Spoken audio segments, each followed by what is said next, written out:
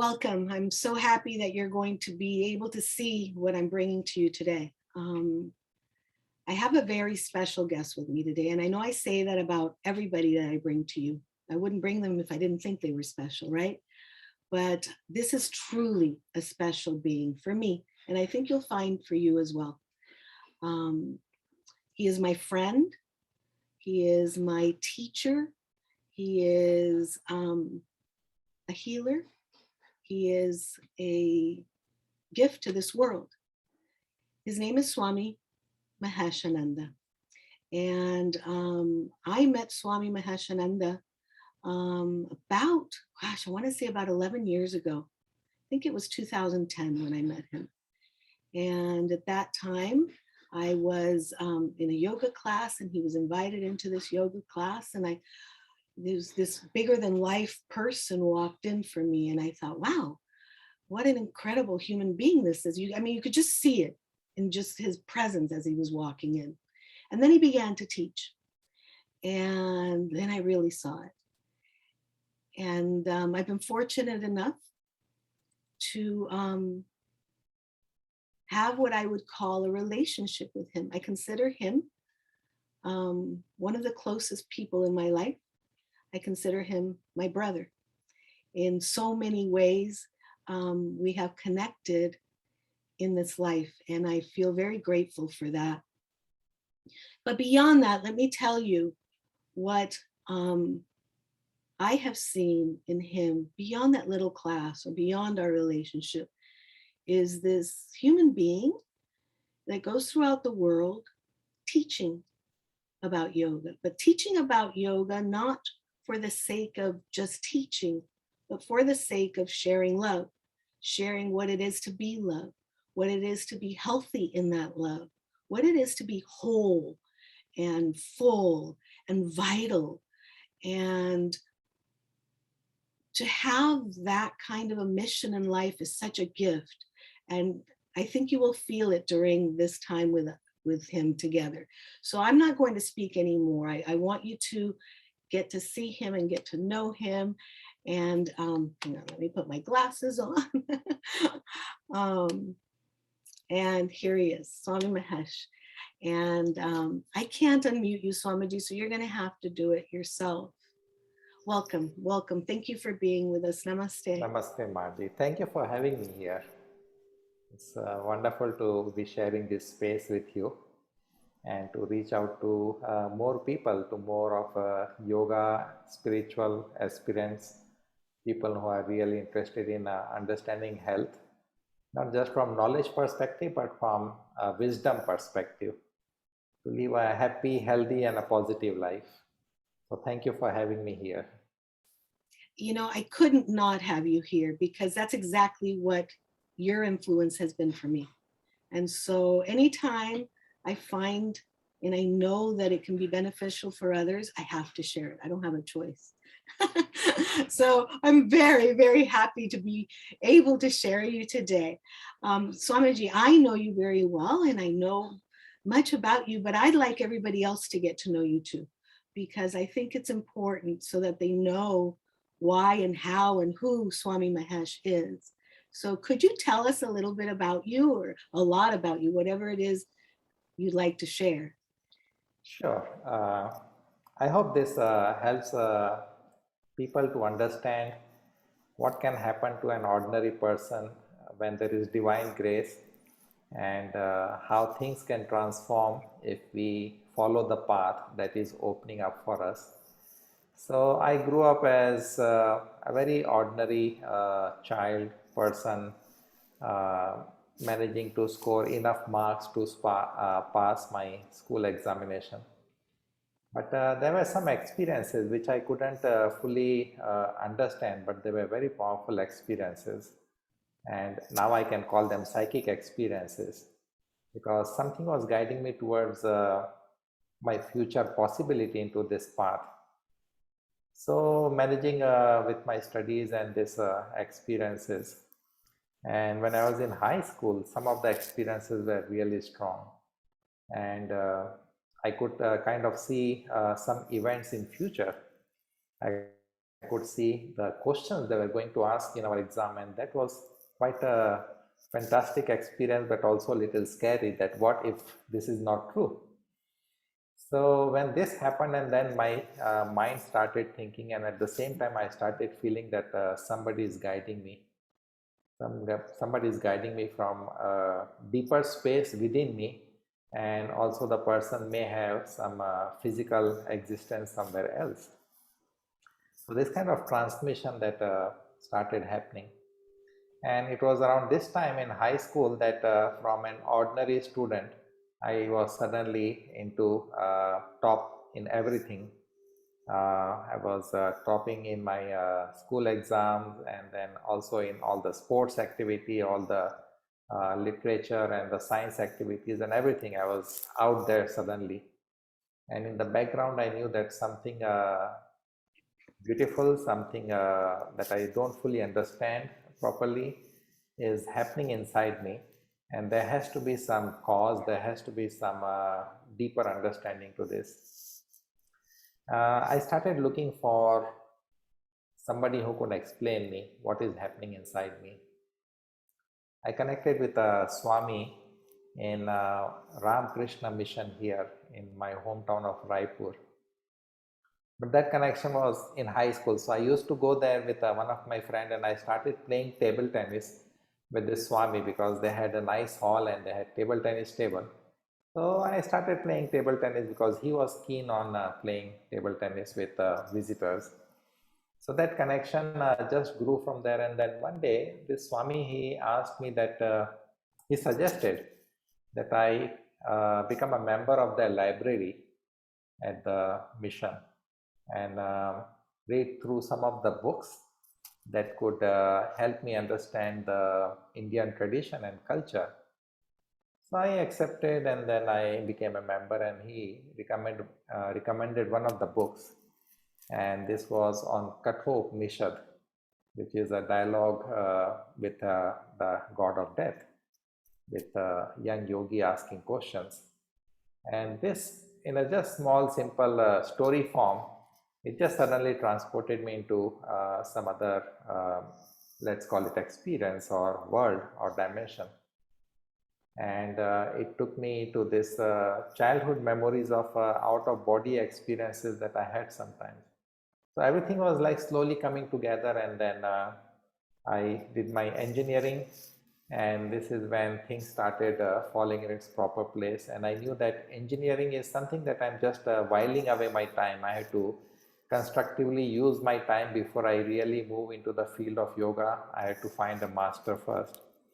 So when I found my guru, and then I moved towards him consciously, and I can say maybe I made a choice or I stuck to the choice that was made for me, and then it just opened up a beautiful, totally new, incredible spiritual dimension for me.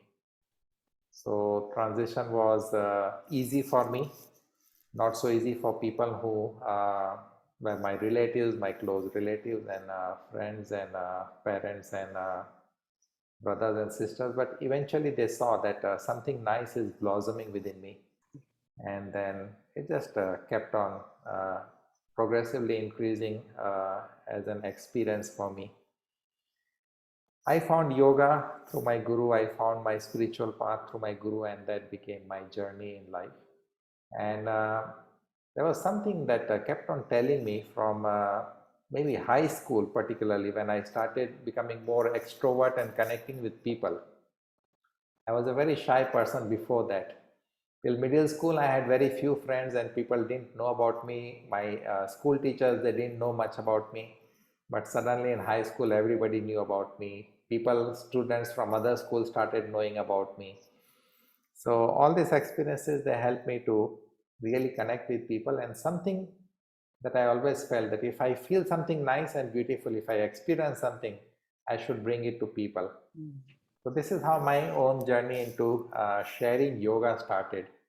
And in the Indian tradition, we have the idea that we should spend 12 years with our guru, serving the guru, and also learning all the different aspects and dimensions of spiritual life, of that self-discipline that is required.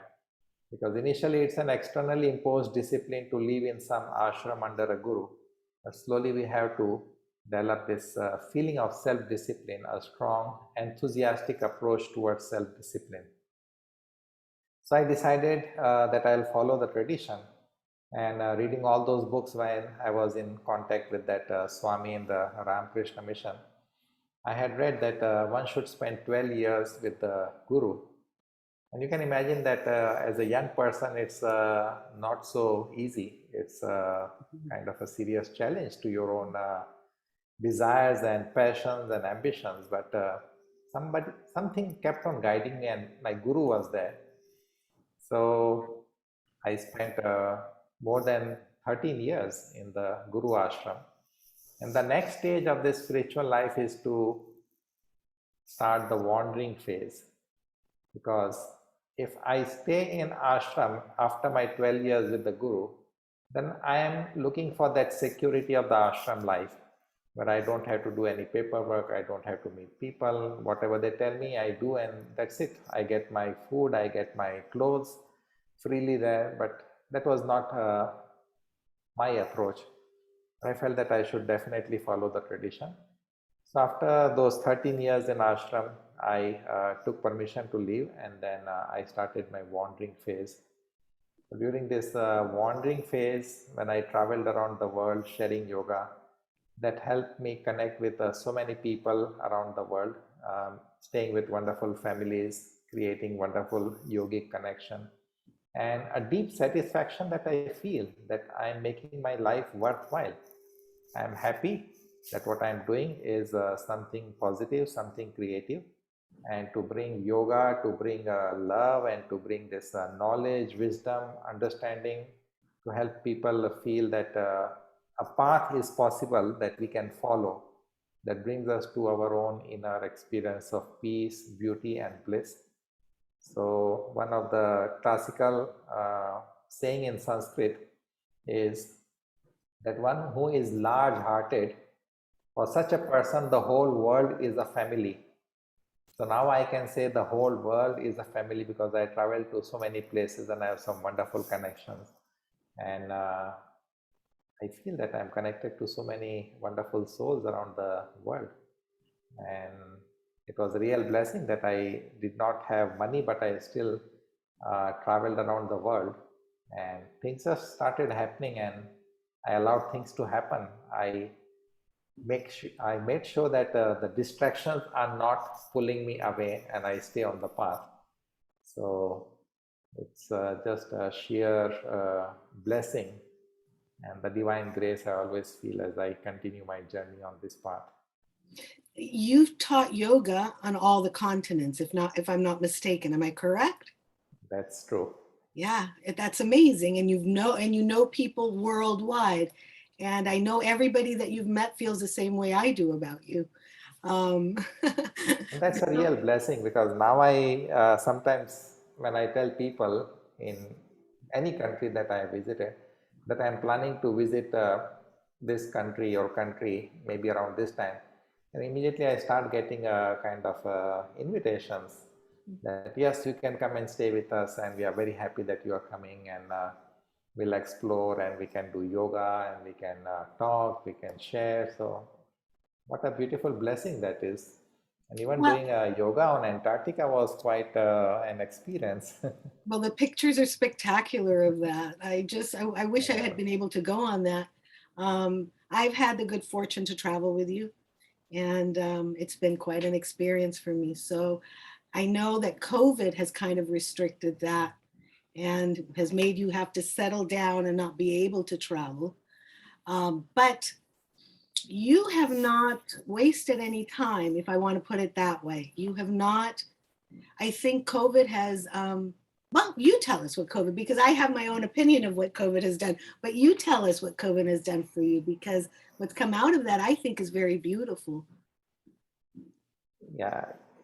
COVID definitely, this pandemic is definitely a huge challenge for the humankind.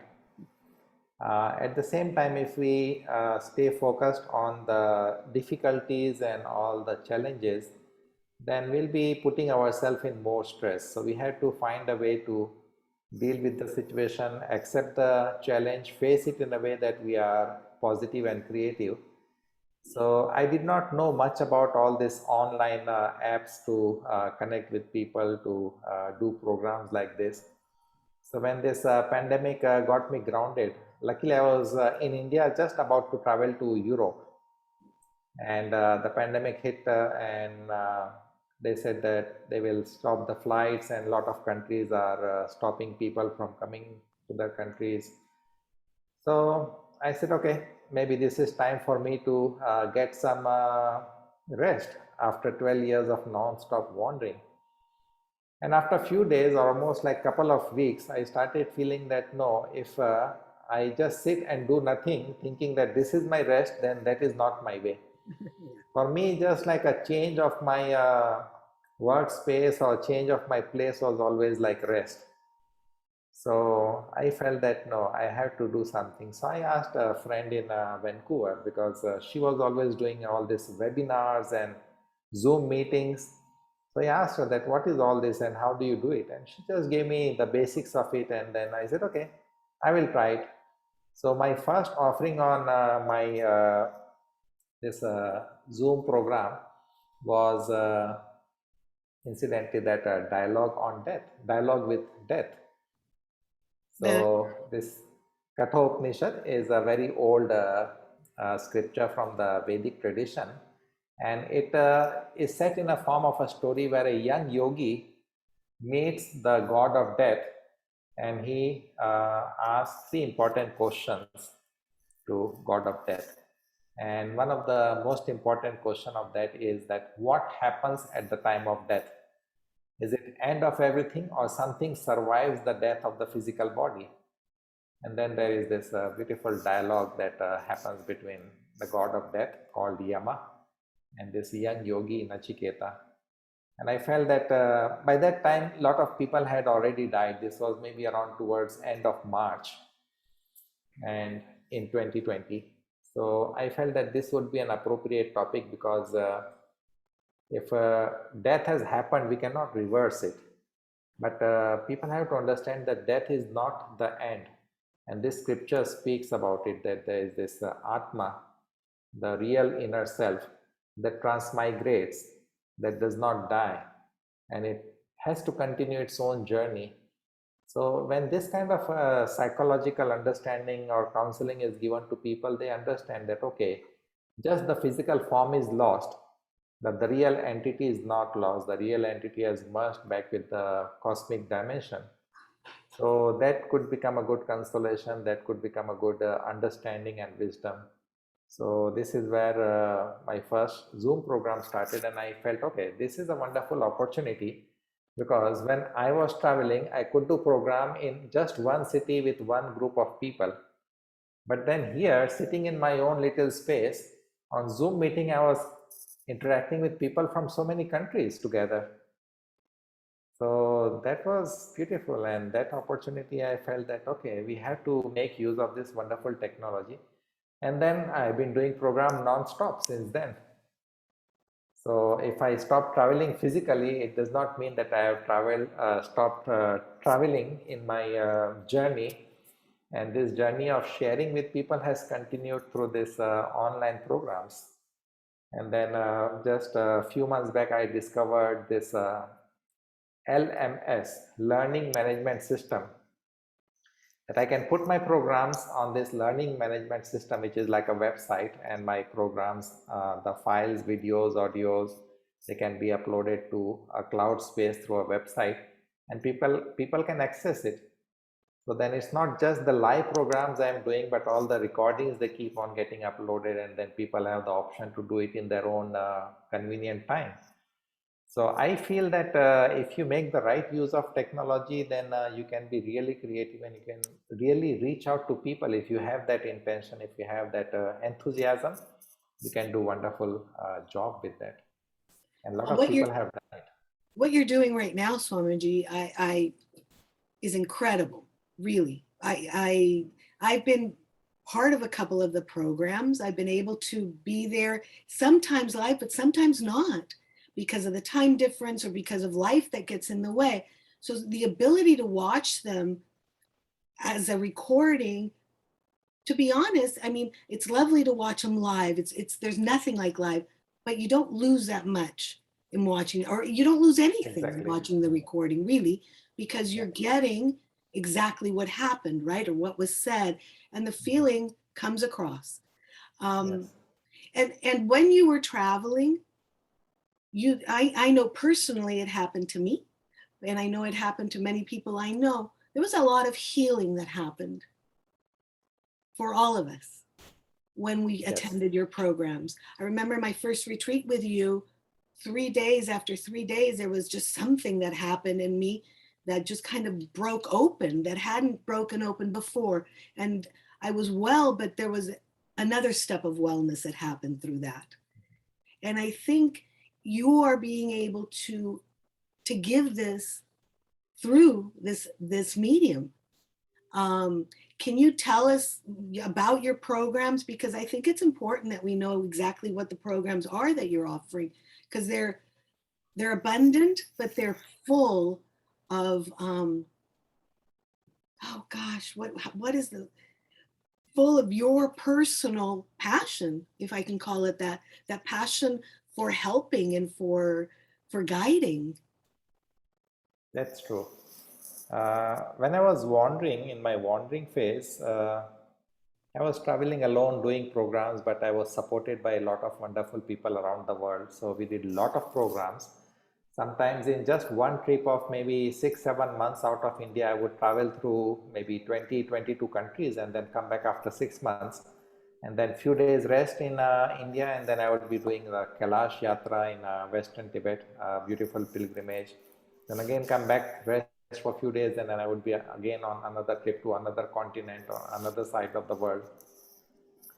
So the wonderful connections that I made, and what is important during this wandering phase in its true essence is to understand what is the need of yoga and spirituality in this time frame that we are living in, because yoga and spirituality, it keeps on evolving. It's not something static. We do refer to the scriptures, but these scriptures are so versatile and beautiful that we can reinterpret them again and again in different time settings, and they still carry the original energy, power, and beauty. So during my wandering phase, somewhere in the back of my mind, I already started kind of let's call it noticing the right kind of people who could help me further in this path and join hands. Because you see, even the wandering phase has its own kind of a time frame. It is not defined as 12 years. The wandering phase ends when the wandering Swami finds a place to settle down and set a center or start an ashram or an institution. So every few years I would be checking that am I ready to settle down, and the answer somewhere would be that no, you had to reach out to more people. So I kept on traveling. 12 years it just went like this for me. An incredible amount of travel and programs and meeting up with people. And then in 2017, I started glimpses of what is coming next, not in that year itself, but few years further down. So in 2017, I incorporated SIA International. And this SIA International, I'm sorry. SIA, How do you spell Sia? yeah, SIYA, and SIA stands for Simple Integral Yoga Arts. And then below SIA International, I have written this sentence that yoga is a science, but how to present it in a systematic and coherent way is an art. Because so many people are teaching yoga, but they are not teaching systematic yoga, or they are not teaching a coherent approach, or they are not teaching the integral side of it. They are just teaching some piecemeal asanas or some pranayam or different branded yogas. I decided that this classical traditional yoga has to come back in a more modern setting that people can understand, and it has to be kept simple, because this was the beauty of yoga from ancient time. Yoga was always simple. So simple, integral, so it gives you the complete understanding, and we also integrate different practices together. So in 2017, I incorporated this SIA International, and the aim was to bring people together within the fold of this SIA International, so we can be really international and we can reach out to larger group of people by maybe running multiple programs or doing retreats in different countries, different places. And then this pandemic happened, and that was kind of another opportunity to take SIA to a new level. So I am the team leader. I can call myself the team leader. And then I started creating team, inviting people whom I knew that they were sincere, they were honest with their own yoga practice, with their own self-discipline. And such people can bring something nice and beautiful to other people. So I invited, and we have a wonderful small team of SIA international team members, instructors, teachers, and we started running multiple programs together because of that. And also this learning management system helped. And my focus, personally from my own experience, there are two main areas I want to look into to really bring it out from the classical system and tradition of yoga and the spiritual sciences. One is, I feel, which is very practical, that is, people need some kind of healing arts that is authentic, that is easy to understand, follow, and then really bring about a deep change, a deep kind of cleansing and recharging of the body and the mind. So my primary goal is to bring yoga for health management to the world. And that's where I connected with some wonderful people, including you, Margie, for your experience with your own MS, and then how you were able to just kind of completely eradicate it from the roots and come to your full health, and then move into positive health of creativity and reaching out and teaching yoga and keeping your balance, and balance with your family life, balance with your spiritual life. So such people became kind of the backbone or the pillar of this SIA International, and we started doing programs on that. The other major area which I feel is my obligation, which is my duty, which is my dharma also, because living in the tradition, I learned something very fundamental, something very profound from the yogic tradition, which is thousands of years old, and it is such a powerful tradition, such a beautiful kind of eternal flow of knowledge and wisdom, that I think it's my obligation as a Swami in the tradition to bring that knowledge to the world. So this is advanced yoga. So SIA International will also be an institution of advanced studies in yogic sciences, into spiritual science, into Kundalini, into Kriya Yoga, and also looking into the scriptures, that how those yogis were able to create something which is timeless. It is not limited by time. You pick up these books which are thousands of years old, and still it has the same power, the same wonderful meaning, and the possibility of transformation that they give us. So one is health management, and we have started on that, and I feel happy and satisfied that it's going on beautifully. We have done yoga for digestive health with Ananya and Ria from New Jersey. We are doing yoga for respiratory health with Margie here. And then I did some yoga for stress management, yoga for boosting the immunity, yoga for lifestyle disorders. In future, we'll bring yoga for diabetes and blood sugar problems, yoga for back problems, yoga for arthritis, yoga for depression, anxiety, those kind of mental health issues.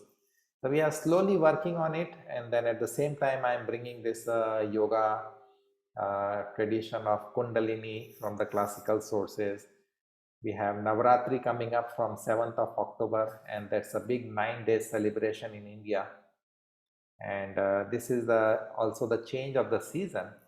The astrological transits are so beautiful that if we make use of this opportunity, then we can create a real good transformation to handle all the change of weather and all the cold weather that's coming up, at least in the northern hemisphere. So I think this is what for the first time that people will experience Kriya Yoga, some of the Kundalini Kriyas, Chakra Kriya Yoga, how to clean, purify, integrate, and align the chakras in a beautiful way. And also Shri Yantra Dharana. So meditation on Shri Yantra is something that just helps us to align our mental thoughts in its proper way that is more in tune with the cosmic energy flow. Just as our room gets disorganized from morning to evening, if you see your room gets disorganized, things start moving around. In the same way, our mind, our thoughts, after maybe good sleep, you wake up in the morning, by evening, the thoughts are disorganized. So we can organize it. And this Sri Yantra Dharana is a very powerful and very, I would say, old tradition in the system of Tantra. So I'm bringing that for the first time. Then water charging. We all know that water is a very responsive element. Water can store our impressions, it can store our memories, it can store our energy field that we share with water. So we have been working on this with a different approach, and with one medical doctor here who has also some of the scientific instruments.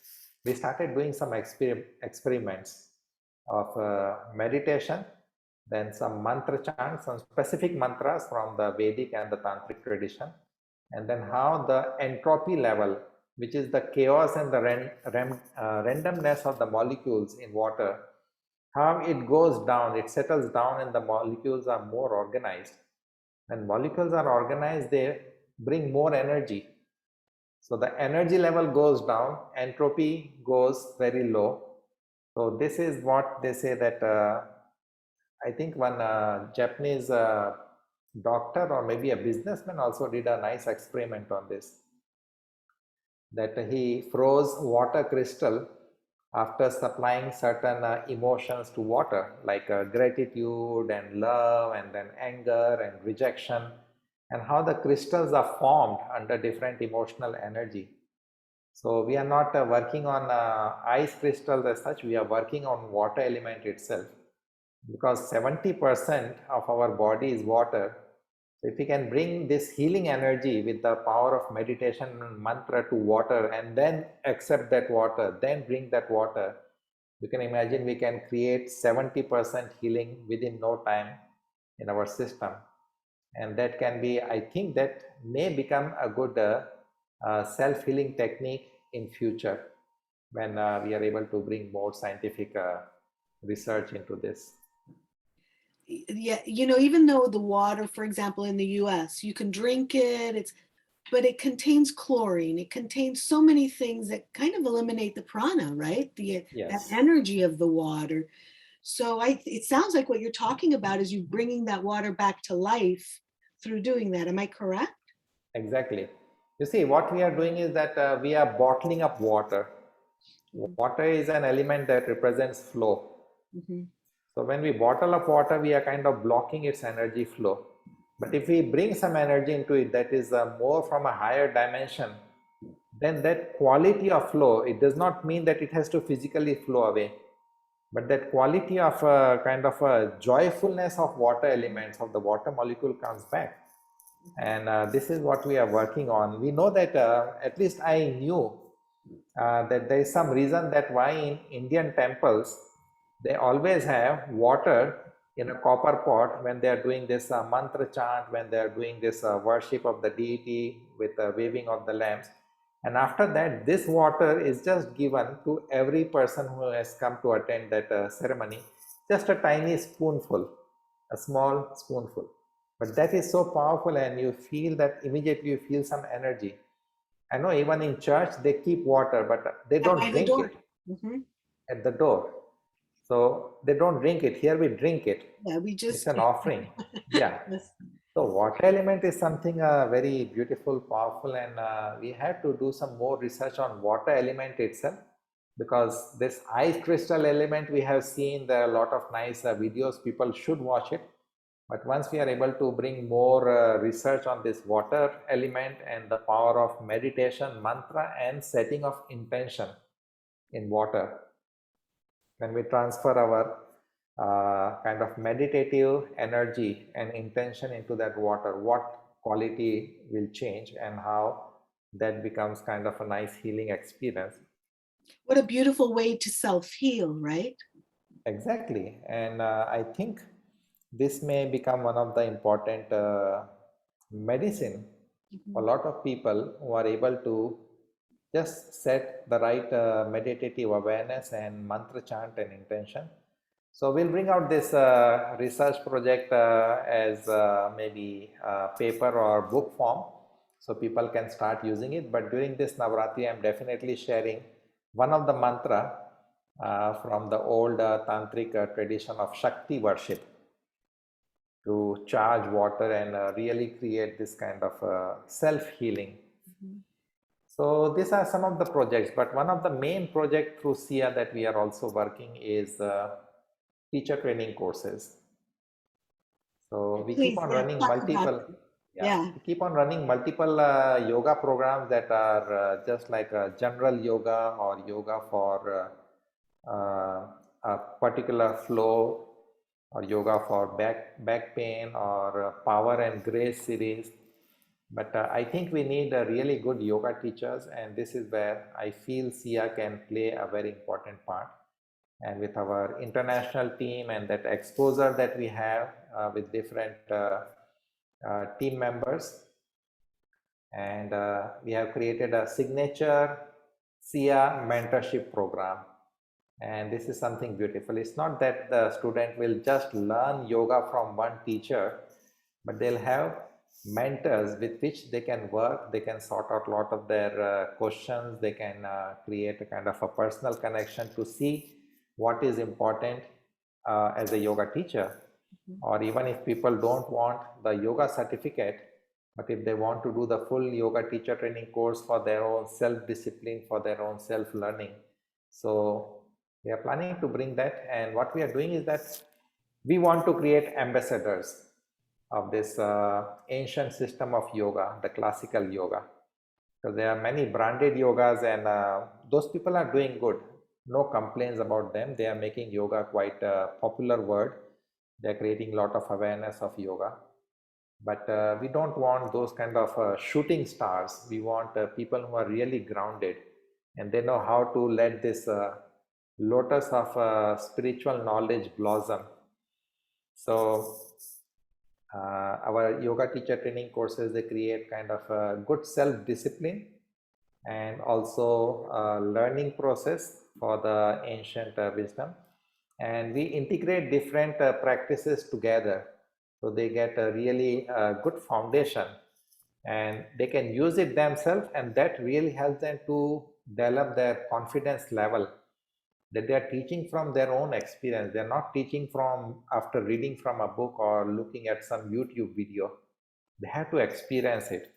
So it's highly experiential, highly interactive, and we really help students to develop their own intuition, their own wisdom, and that will help them to create the skills that they need and the proficiency that they need in becoming good yoga ambassadors.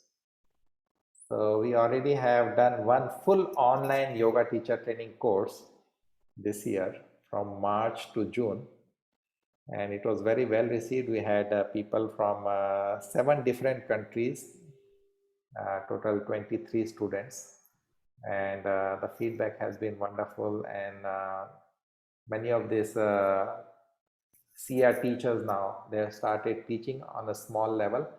Because of pandemic, they are not able to teach in a studio, but they have started teaching their family members or friends and online. And the feedback they give me, that they are very confident in teaching now. They're using the words that are taken from the tradition, so they feel that they're connected to this eternal flow of the Vedic wisdom, of the yogic wisdom.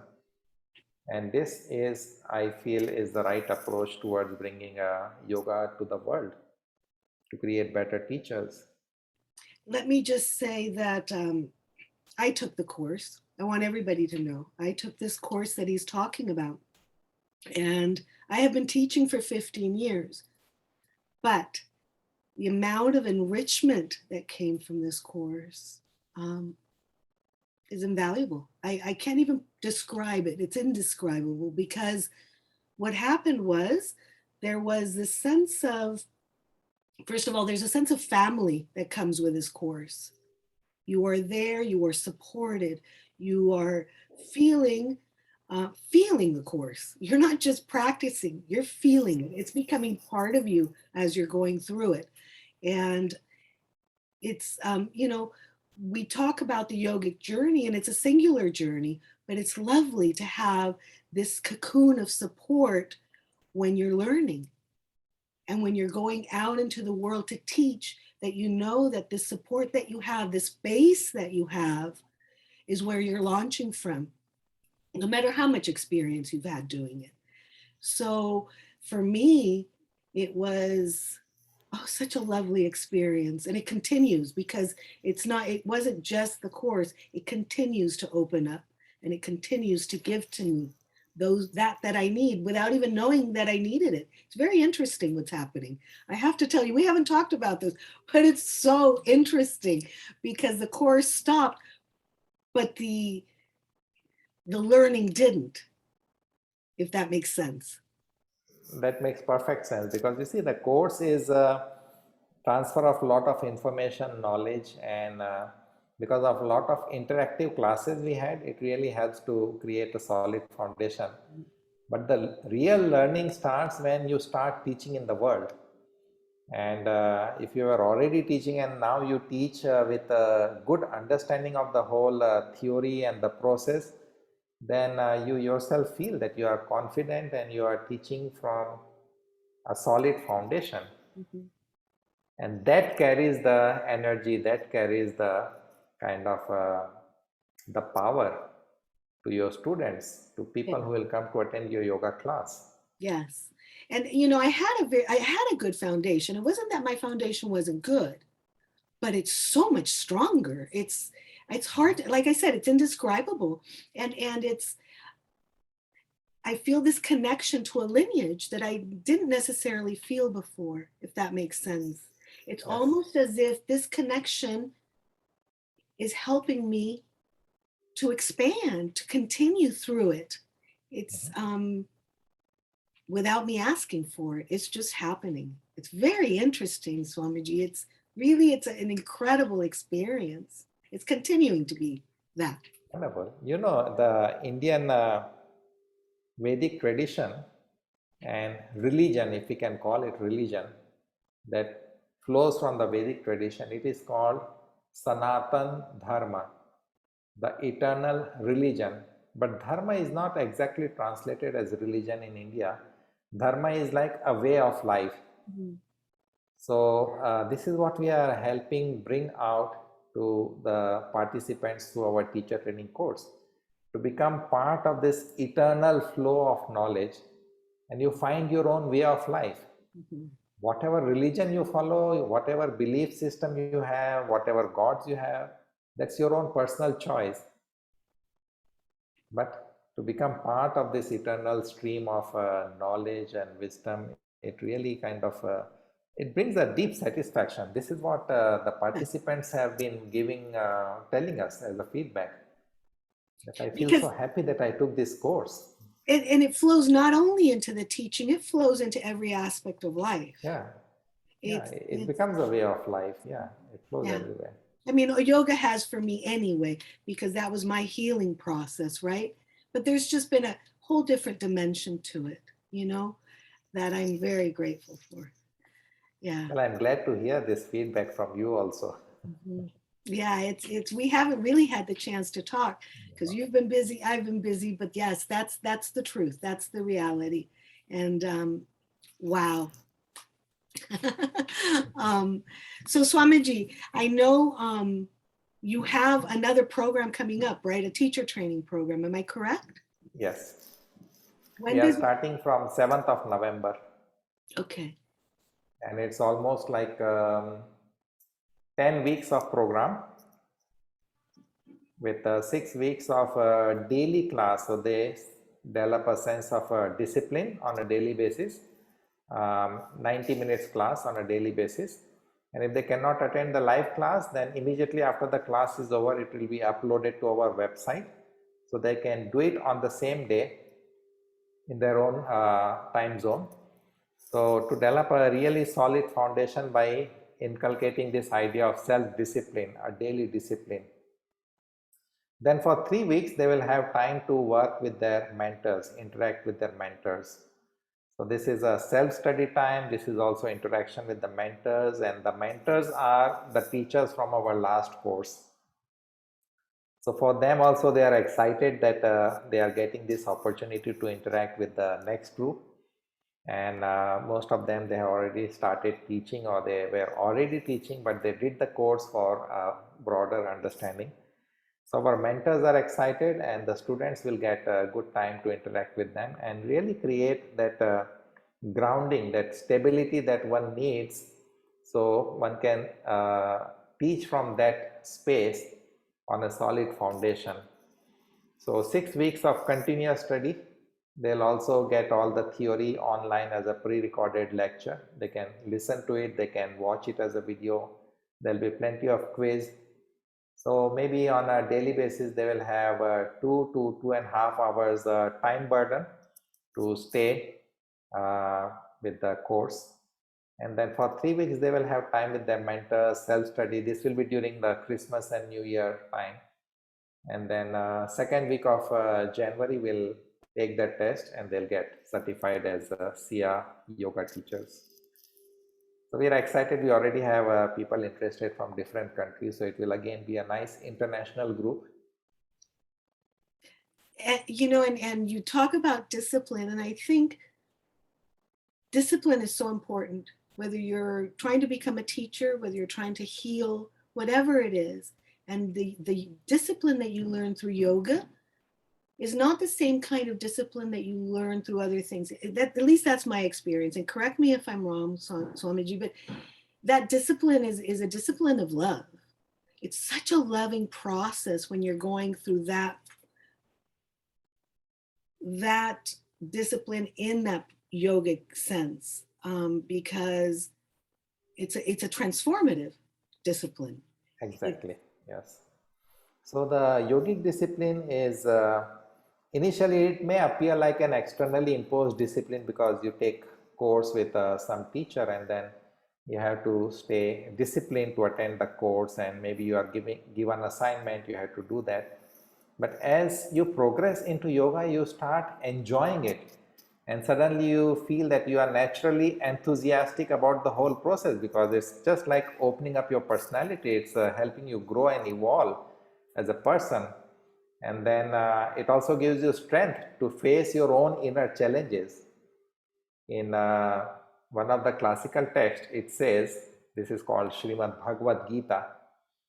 It says that our mind is our best friend, and our mind is our worst enemy. And that is why it's important to discipline the mind. And the whole scripture is about how to discipline the mind, how to manage this monkey mind. So once we get into the process with yoga, and we really start feeling this power or ability to manage our mind better, to manage our time, our energy better, that keeps on kind of building up. It becomes a complementary process.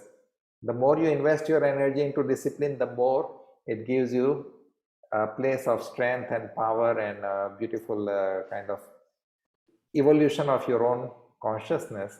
Mm-hmm. So it becomes a complementary process, and this self-discipline, again emphasize the word self-discipline, can come only through yoga, because Yeah. it's not just discipline of body of doing some exercise, it's a discipline of mind, of emotions, and further going down to the psyche. And there are so many wonderful practices in yoga that really help us to find our own self-discipline till it becomes a habit. Yes. And that's what I love about the program is it becomes a habit. By the end of the program, it has become a habit, and it has Exactly. become part of how you do things, who you are. Really, it replaces those old patterns, and you have these new patterns that bring you such brilliance.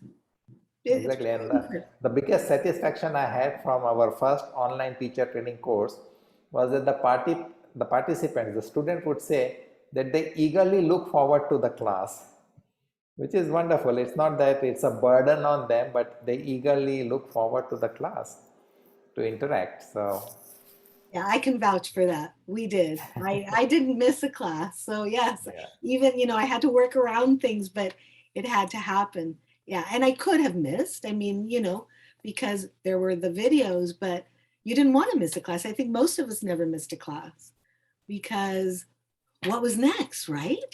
It was like, exactly. okay, now what's coming? It was beautiful. That Yeah. was nice because people did not give any excuse that I could not attend the class because of this or that, but rather they would find excuse to be in the class by canceling a lot of other things Yeah, you're or moving exactly things right with that. around. Yeah. Yeah. All righty. Well, Swamiji, I'm so grateful to be with you, and so grateful to be part of your program, and I'm so grateful that life has given you to me as my brother, and that I'm able to share you, because really I can't even begin to emphasize how valuable it is to share you, and how for those of you that are watching this video, um, I can't begin to put words to the value that you get, or that I no, not that you get, that you receive um, through this process. And if you decide to engage in Swamiji's programs, gosh, the power of the self that comes with it is incredible. That's Anyway, I won't continue because I could go on and on about that. But is there anything else you'd like to add before we end our talk? Yeah, I can add a couple of things. Okay.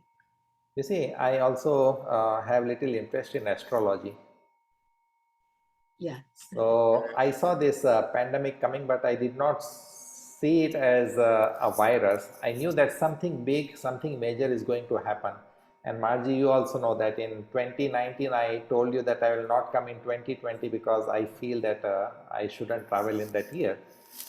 And we have seen the waves of this pandemic.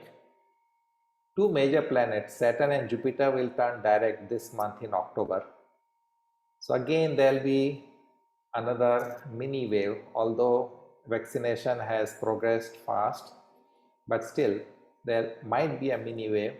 So over next 3 months, November till January, I predict that there might be a mini wave. So just be a little more careful, use all the safety precautions, your mask, your hand sanitizers, and stay safe and stay positive and creative by connecting to something that can really help you open up your mind and not narrow it down to stress and anxiety and tension and depression with what's happening. It's at a global level. It's not that any person is alone. Everybody, every country is experiencing this. So find some way of creating your own positive discipline with your own life, and we'll overcome this together. So nothing better than yoga. Thank you, Margie. Thank you for having me. Thank Namaste. you. Thank you so much. Namaste, Swamiji.